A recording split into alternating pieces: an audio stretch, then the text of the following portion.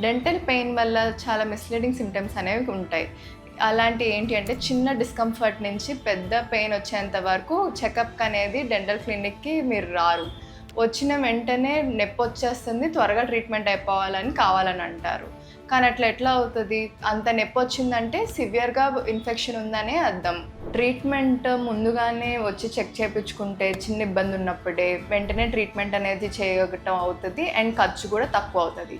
ఎక్కువ నొప్పి వచ్చే కొద్దీ మీరు డిలే చేసే కొద్దీ దాని యొక్క ఖర్చు, దాని యొక్క ఇబ్బంది ఆ నొప్పి వల్ల అనేది కలుగుతూ ఉంటది. సో, ఎర్లీగా డిటెక్ట్ చేస్తేనే ఆ ప్రాబ్లమ్‌ని త్వరగా సాల్వ్ చేయగలుగుతాం. సో, అందుకని చెప్పి మీకు ఎప్పుడు చిన్నగా సెన్సిటివిటీ జుమ్మని అనిపించినప్పుడు, లేదంటే అక్కడ పంట్లో ఇరుక్కుంటుందని అనిపించినప్పుడు, లేదంటే ఇక్కడ ఏదో ప్రాబ్లమ్‌గా ఉంది, చిన్న ముక్క పన్ను ఇరిగిందని మీకు అనిపించినప్పుడు, లేదా సిమెంట్ పెట్టింది ఊడిపోయిందని అనిపించినప్పుడు వచ్చి వెంటనే చేపించుకుంటే అది ఇవన్నీ సిచ్యువేషన్స్‌లో రూట్ కెనాల్ దాకా వెళ్ళకోకుండా సిమెంట్‌తోనే ఆపటానికి అవుతదనమాట.